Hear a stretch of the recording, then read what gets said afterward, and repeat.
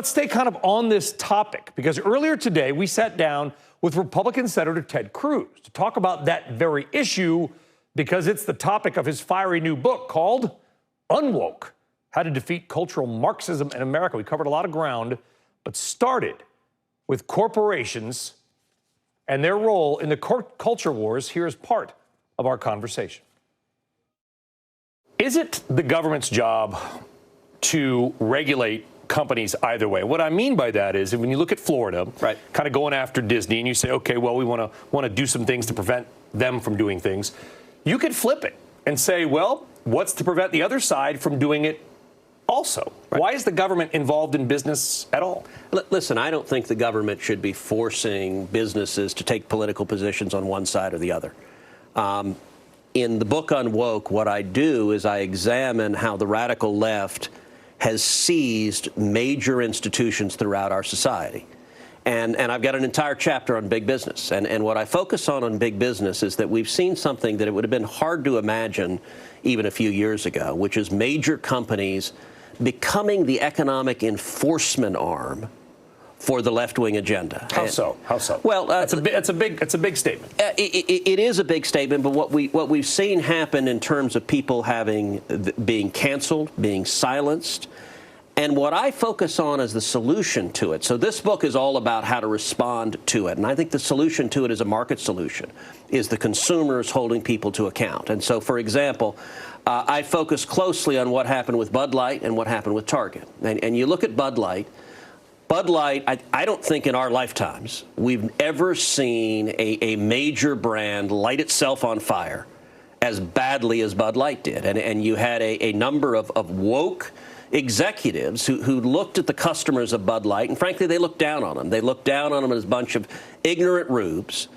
And what happened is the customers got furious. And Bud Light went from the #1 selling beer in America to it dropped out of the top 10. They lost nearly $30 billion of market cap as a result of declaring war on their customers. And so companies can do what they want, and the customer can do what she or he wants, and companies can continue to do things that they think are good or not. What the book explains, a lot of people are looking at our country and saying, what the heck happened? How did we get where we are, where it is so extreme, where you have right now, you have vicious anti-Semitism in the Squad and the Democrat Party in the House, but also on college campuses where you're seeing Jewish students being harassed and threatened by the vicious hatred of Israel.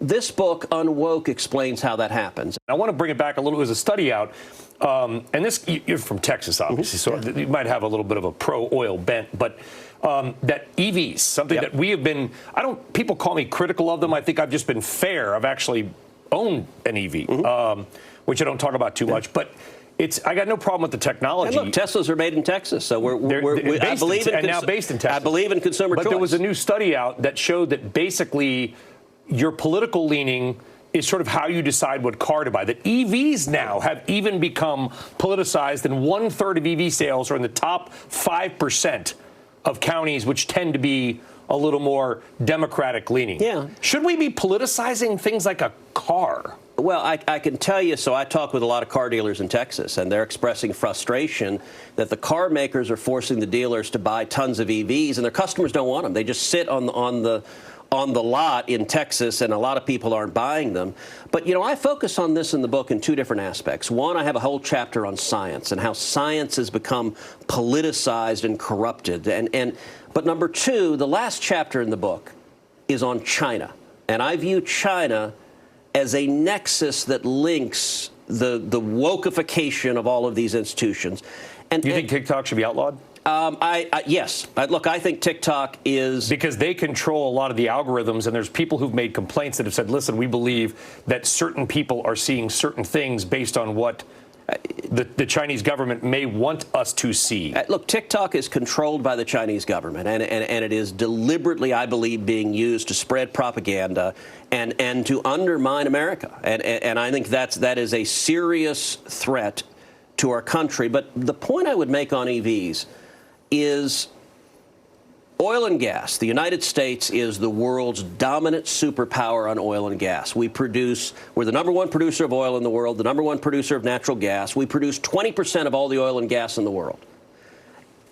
The left is pushing to move away from oil and gas and to move to wind and solar. Now, let me give you some stats, actually, from the book. Oh, got stats. But while you're looking at your pick, your state, as you well know, is the leading renewables electricity generator in the United States. Yeah, look, we're the number one producer of wind energy. Texas. We produce a lot more wind energy in Texas than California does, ironically. They produce a lot of hot air, but the wind energy is produced in Texas. Yeah, I assume you're not talking about solar. Well, but here's something interesting. If you look at wind and solar, here's some stats from the book UNWOKE.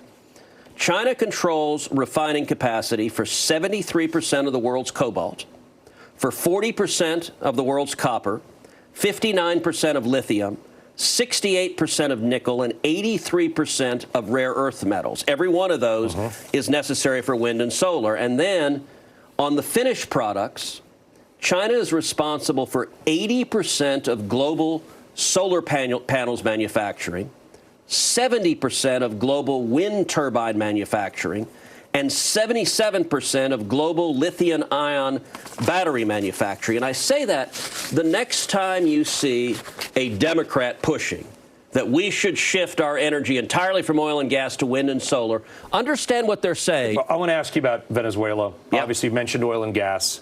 The administration, I've talked to people inside the administration, effectively making a deal to loosen sanctions on Venezuela if they promise, pinky swear, that they're going to have free and more fair elections this time. We want the Venezuelan people to come out of their crushing poverty. So you want to help them, but you don't want to help Maduro. Do you fundamentally disagree with the deal that we made with Venezuela? Absolutely. And by the way, you say what you want, that's what a rational person would want. The Biden White House does want to help Maduro. If you look at the Biden foreign policy, they have systematically aided the enemies of America. Let's take oil and gas. It is bizarre, the Biden White House approach to oil and gas, which is they hate U.S. production. They put in place dozens of regulatory assaults we're near record U.S. production. To stop U.S. production. 13 million barrels a day. But simultaneously, they seem to love production by our enemies. They love production by Venezuela. They love production by Iran. When Joe Biden came into office, Iran had crushing oil sanctions in place.